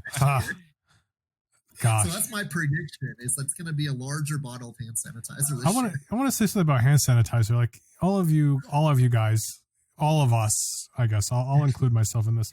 We all bought all this hand sanitizer this year, right? And we ran out. Okay. Now I didn't go out too much. Like I've been pretty careful throughout this whole thing. And we bought one big bottle of hand sanitizer. We're just now finishing that one big bottle, and we have a second big bottle. Why did we run out? Like, how much hand sanitizer did everybody buy? How many big bottles did you buy? And now you have years of hand sanitizer. And even through a pandemic, you didn't realize you were barely going to go through like one bottle of this, you know? Well, people try returning it. Too bad. They're not returnable. Yeah, no kidding. How many people did that? Because like we're barely through that first one, and we bought this back in, I think it was when Kobe died. Was that February? Yeah, right? Man, January, February. Yeah. So I mean, like we're barely through that now. So and like I have like a hand washing problem. Like I wash my hands way too much. Like and we're barely through it. So some people bought way too much hand sanitizer, but anyway, let's return this back to a lighthearted thing. A couple of things just to quickly gloss over. We didn't talk about Marvel Legends. There are 6-inch action figures. There's all kinds of Marvel characters. There's lots of great series coming out. There's some you can pre-order. Nothing wrong with pre-ordering. You know, like there's like X-Men set coming out. The Black series is the Star Wars equivalent of that for Marvel. They're great little figures. The other thing I want to mention on topic of gift cards, like don't be afraid to buy gift cards for things. Like how about Sideshow or Gentle Giant, and then you can get that statue of your favorite character. Even if you can't buy the full size statue, you can give them that gift card to toward a statue. Because quite frankly, I didn't even realize this. I think Ken's going to correct me because I'm going to say something wrong right now. Was it Diamond owned Sideshow or vice versa? No, it's like that Sideshow bought Hot Toys, over the years. Yes. Yeah. I know that. But I think Sideshow's its own company still. Like Diamond owns Diamond Select. And okay. That's what I'm referring to. That's what I'm referring to. So they own Diamond Select because the Diamond Select statues are like $50. Yes. Yeah, those things like they're resin, but they're like probably the best looking resin statues or like plastic resin we're seeing. I mean, it doesn't even matter because you get a cool looking statue for $50. I mean, some statues can be $70, $100, $180, which isn't that bad. But there's also like $500 or $600 statues and more. You know, so like to have a cool statue for $50, like that's awesome. And I know we brought that up last year, but they just keep coming out with great characters. Like you can't overlook it. About 10 to 15 of them a year, and all of them look great. It's amazing to see what they're doing with them. I got Lance the Black Cat one last year. Oh, nice. I think. I thought you were just like spoiled something. I was like, what? No. I went to shameless plug. I went to Draw in the Comics and I bought Lance the Black Cat robbing the vault, I think, statue. The Diamond Select statue, and for his wife, it was Spider-Man. I think he was on a wall or something, and they're just cool. They're cool statues. Like, and you have these characters you collect at a pretty good price for a statue. You know, maybe it's more than an action figure, but I mean, you're getting a statue. You know, like they're cool, right? Do you have any other ones, Lance? The Diamond Selects? I don't think so. Oh, the Hulk one just came in this week, and that looks freaking sick. Oh yeah. And there's a Lady Deadpool one I saw at Drawn to Comics too. Yeah. Yes, that one just came in recently again too. There's a lot of cool ones. So yeah, those are a couple of things I want. Anybody else want to touch on anything before we wrap this up? I have one last thing that I forgot, and I'm mentioning it just because of how big it is, in case anyone forgets. If you have a gamer and they're super into video games or campaigns and whatever, this week coming up, one of the biggest games of the year and most anticipated games of the year comes out in Cyberpunk 2077. It's not something that I'm going to buy or something that I'm really into, but I know there's been such hype over it that if you're maybe, looking for a game for a gamer or something like that, that might be something that to look into. That's the Keanu Reeves design game. Right? Yes, I was trying not to say it. But the comics, people are excited about the comics even coming out. Oh, there's comics for it? Yeah. Yeah, Cyberpunk's got like a huge following that's just ready to break. I don't know if it's going to be as big as everybody expects it to be, but there's a lot of following behind it. You think it's going to be huge too? Yeah, I think it's going to be huge. Huh. Yeah, because they've been holding off on that comic for a while. So that was announced like late last year, if not January or February of this year. Huh. There was a lot of buzz about that as being like the hottest comic of the year was going to be that Cyberpunk comic that Keanu Reeves was doing. Yeah. And I didn't realize it was a video game until I started seeing it everywhere. It's this is based on a video game, and so it's kind of cool that there's a huge marketing engine going behind this. That was the big reveal. When they talked about that game, they showed Keanu Reeves at the end with his robot arm, and he had him come out on stage on what I think was an E3 presentation. I mean, there's memes behind it. I mean, it's just it's a huge part of pop culture right now. So if there's somebody interested in that game, that definitely is the one. Like, and kind of like Lance, like I don't care about it. I don't care about Keanu Reeves. I'm sure he's a great guy. He's a nice guy. I know he's done great things, whatever. That's not my cup of tea. It's just not my thing. That's all. The only game I want for Christmas is Immortals Phoenix Rising, which is a kind of a cartoony game based on Greek mythology. Looks like a lot of fun. It's very lighthearted. You have Zeus kind of like narrating some things. Like, it's hysterical. Like the humor is just. Oh, gotcha. It's, oh my goodness. It's so good. Like, I didn't realize that like there were these funny little narrations as you go. But yes, I think it's gonna be a really fun game. And I think that's gonna be the next like new game that I want to get into. Yeah, I liked how the gameplay and the game style. It looks pretty fun. Mm-hmm. I need to watch a little more. Like I watch a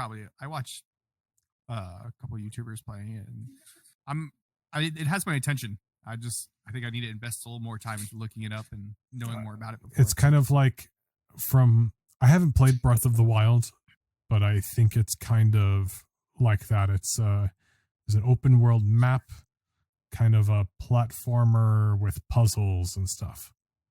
Okay. So I'm in it. For that. Is it an RPG though?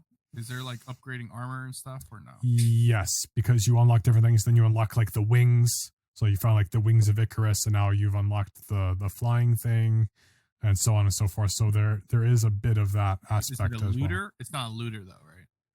I want to say no. Okay. So maybe I won't buy it. I don't know. I could be wrong. Okay, I'll have to look into it. I could be wrong, but I am officially sold, and I'm ready for it. But I think that is just about all the time we have for this, and what a comprehensive list that was. I did not expect this to run this long. Wherever you can find that, Ken will talk about it in just a second, but a lot of that stuff will be available to order at Joanna Comics or just wherever you are at, I guess. But we appreciate all of you taking the time to listen. If you do enjoy Nightcap Chat or liked our lists, share this on social media, share this with your friends. We hope this at least inspired your holiday shopping adventures, because I know I'm still not done. Like, I have some tentative things on my list, but I don't know. Like, it's kind of hard this year. Like, you go somewhere, but then you want to order stuff online. It's just weird. But yeah, we appreciate you all taking the time to listen. Ken? Yeah, thanks you guys for listening again, dude. It's always one of my favorite episodes of the year. It's so much fun, not only just talking about gifts to buy, but reminiscing on the holidays and what's special to Christmas, and whether it's Kwanzaa or Hanukkah or whatever holiday you're celebrating with your family. It's just fun looking at the past and how everything is so, no matter how crazy the year is, it's kind of fun to reflect on the happier times, and this episode does it, nails every time. But yeah, it's Ken at Drawn to Comics, and we're in downtown Glendale, Arizona, not California. A lot of people kind of get that Glendale, California. They're listening to us worldwide. Yeah. But it's Glendale, Arizona, and find us on drawntocomics.com and on Instagram, Facebook, and Twitter. And we appreciate you listening. And thanks a lot once again, and happy holidays. And you can catch me at Tales of Lance on Twitch, and Tales of Lance on Twitter and Instagram. Thanks for hanging out with me on the stream recently, and all the views on the VODs and stuff. It's been pretty awesome. But yeah, thanks, and I hope you guys enjoy your holiday season. And we are Nightcap Chat on Facebook and Twitter, and Nightcap_chat on Instagram. And I just want to remind you all once again, if you do want a Christmas card, I will be posting that Google form so we can get the proper information to get a Christmas card out for you. We're going to have it probably through the end of the week, just so we can try to make it, over to you for Christmas. I mean, if you're in another country, we will send it to you. I can't guarantee it will get there on time, but I'll send it to you. I will do my best, but what the post office and custom does will be out of my control. But if you do want one, I'd be more than happy and honored to send you one. So don't be shy, because we will do it. Thank you all for listening. We love you. Be safe, and we'll catch you all next week.